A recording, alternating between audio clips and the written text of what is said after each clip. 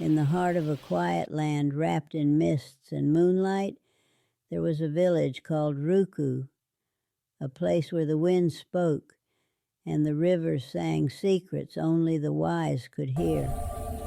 Among its people lived a woman of unmatched beauty and mystery, Ugochi, the goddess who walked among mortals.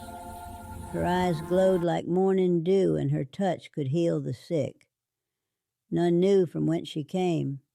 She simply appeared one dawn beside the sacred river, wrapped in white cloth, her hair like flowing silk. For many seasons, Ugochi brought peace to Ruku. She cured children from fevers, revived crops from drought, and even calmed storms with her songs. The villagers adored her and built shrines in her honor. They called her the Mother of Mercy. But one fateful day, a cry rose from the eastern huts. A child had fallen ill with Emu and Tigbu, a mysterious sickness said to come from spirits that feed on blood and pain. The boy's body burned like fire, and his breath came in gasps. Ugochi hurried to his side, her heart filled with compassion. She lit a sacred flame, drew ancient symbols on his skin, and called on the winds, the rivers, and the stars to save the child. But something went wrong. The spirits of Emu and Tigbu were not ordinary. They were born of human wickedness, not nature.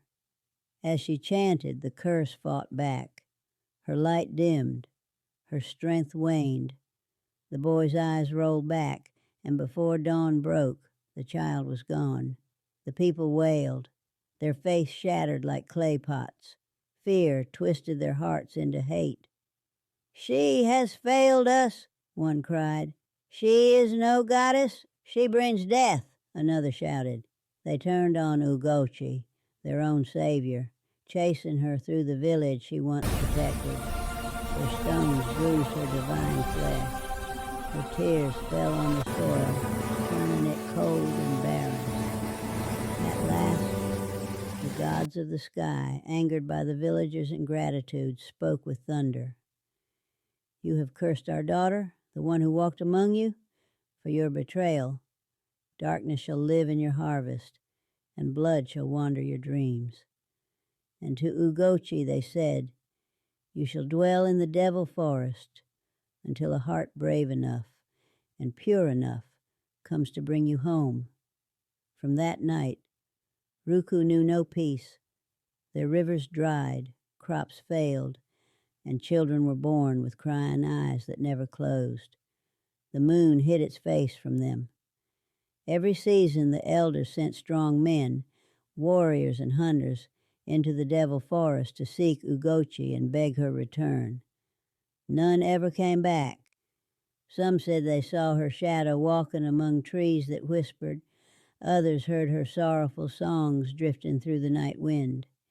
And so the legend grew, until Ruku finds forgiveness for its cruelty, and one man's courage breaks the curse. The goddess Ugochi will remain lost in the devil forest, waiting for redemption and for love to remember her name. Many seasons passed since goddess Ugochi vanished into the devil forest. The people of Ruku had grown thin and sorrowful. Their yam barns were empty, rivers dry, and their songs silent.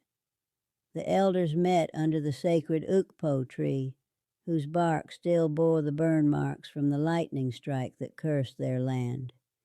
It was decided another man must go into the forest to beg Ugochi's mercy.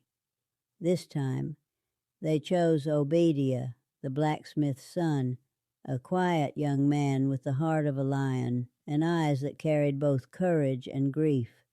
His mother had died of the same Emu and Tigbu that cursed the land.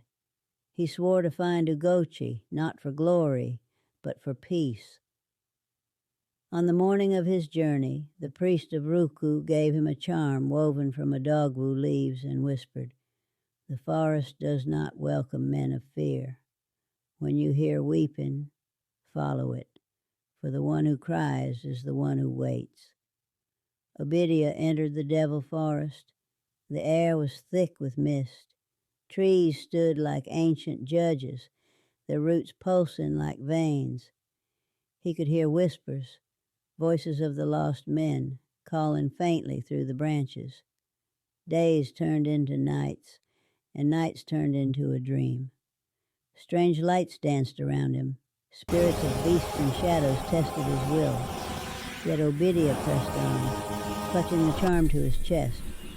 Then one night, under a full red moon, he heard it, the weeping, soft, sorrowful, endless. It came from deep within a clearing where the ground glowed faintly like embers. There, he saw her, Ugochi, the lost goddess. Her hair floated like smoke, her skin faintly golden, but her eyes, oh, her eyes, were rivers of grief. Around her feet bloomed flowers that wilted and grew again with every breath she took. "Why have you come, mortal?" Her voice echoed like wind through shells. "Have you come to mock the fallen goddess, or to die as others have?" Obadiah knelt. "No, Mother of Mercy. I came to beg your forgiveness, not just for Ruku, but for myself.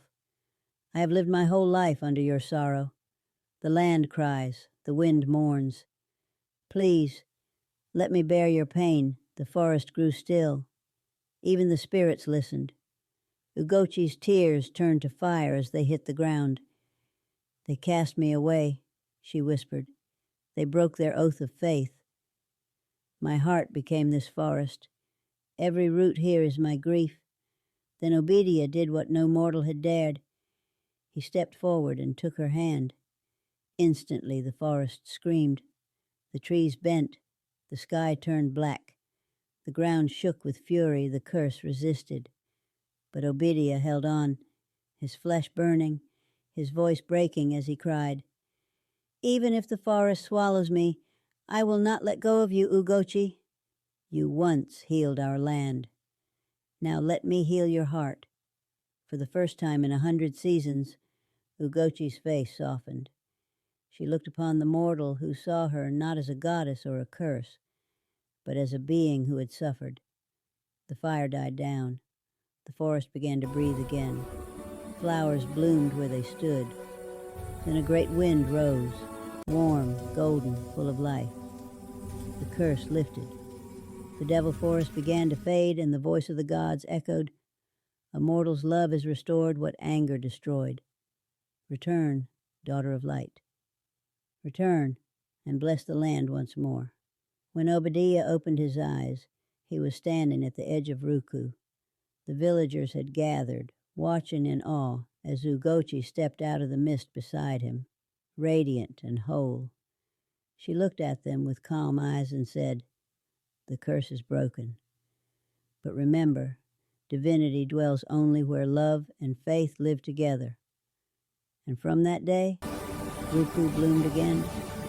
Rivers flowed, crops flourished, and legends say that when the moon shines full over Ruku, one can still hear the soft humming of Ugochi and Obadiah walking hand in hand by the riverbank.